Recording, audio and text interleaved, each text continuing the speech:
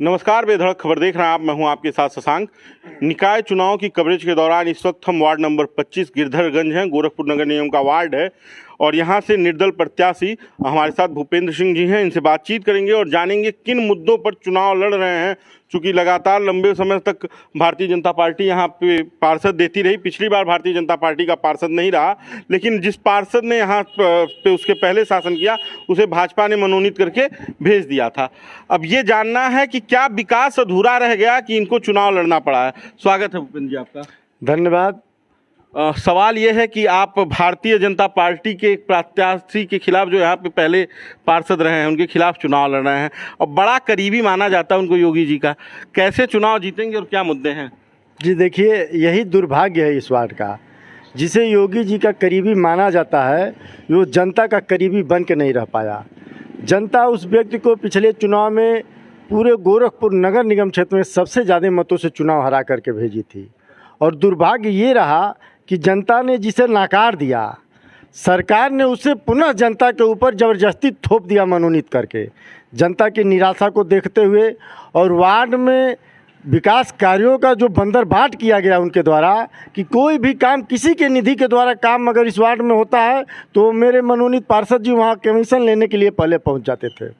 पूरी जनता इस बात से परेशान थी और जनता 5 वर्षों से मन बनाई हुई थी, जिसके कारण पिछले 2017 चुनाव में उन्हें चुनाव बहुत बुरी तरह से हराया और फिर इस बार उन्हें चाहती थी कि वो प्रत्याशी के रूप में न आए। गिरधरगंज की जनता निश्चित तौर पे भारतीय जनता पार्टी की जनता है, लेकिन पुनः भारतीय जनता पार्टी शीर्ष नेतृत्व और निचले नेतृत्व के द्वारा इस तरह का पैसा लेकर के टिकट जो दिया जा रहा है, आप लोगों ने सुना है, उसी तरह पैसा के कारण जैसे जिस भी कारण उनको टिकट दिया गया, जनता की नाराज़गी और जनता के निराशा के नाते हम लोगों को मैदान में आना पड़ा और जो विकास कार्य आम जनता को विकास के मूलभूत सुविधा से दूर रखा गया पिछले 10 वर्षों से, इन कारण हम लोगों को चुनाव मैदान में आना। गिरधरगंज के क्या समस्याएं हैं, किन मुद्दों पर चुनाव लड़ रहे हैं आप देख रहे होंगे पिछले पूज्य योगी आदित्यनाथ जी महाराज के ड्रीम प्रोजेक्ट के तहत सीवर लाइन का काम चल रहा है पिछले 5 वर्षों से।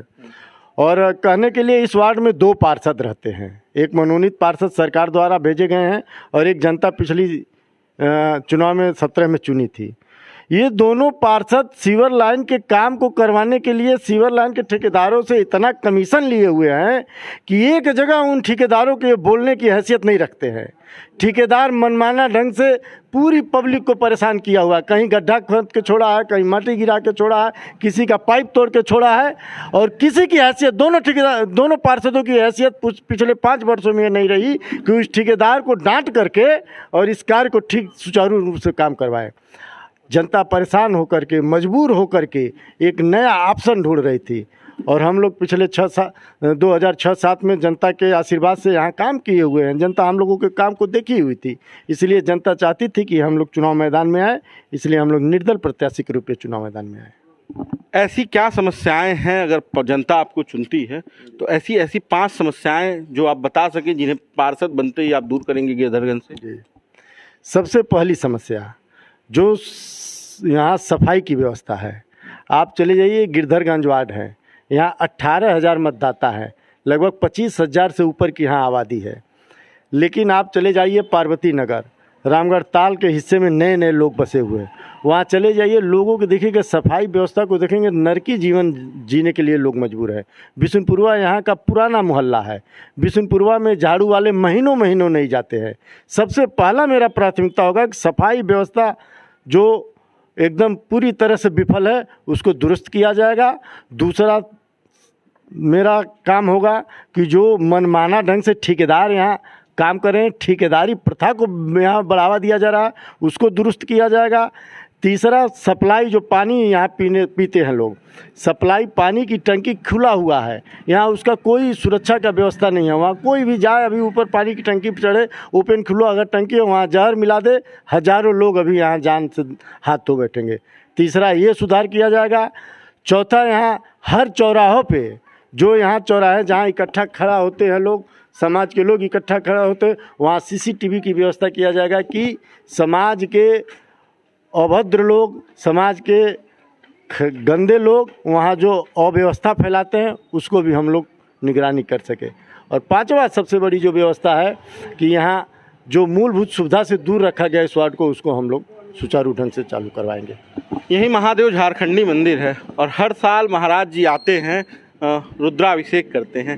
ये बताइए, उसके बावजूद इस वार्ड की इतनी समस्याएं हैं और ये वार्ड मुख्यमंत्री के शहर का हिस्सा होने के बाद साफ सुथरा नहीं हो पाया और यहाँ भाजपा के पार्षद रहे हैं, तो ये बताइए आप इसे कैसे सुधार लेंगे? क्या आपको लगता है निर्दल लड़के और आपको अगर जनता चुन लेती है तो सरकार इतना सहयोग करेगी? निश्चित तौर पे यहाँ जो भी मंदिर और योगी जी के द्वारा नियुक्त किए हुए लोग हैं, जिस पे योगी जी बहुत विश्वास करते हैं, वो उनके साथ धोखा कर रहे हैं।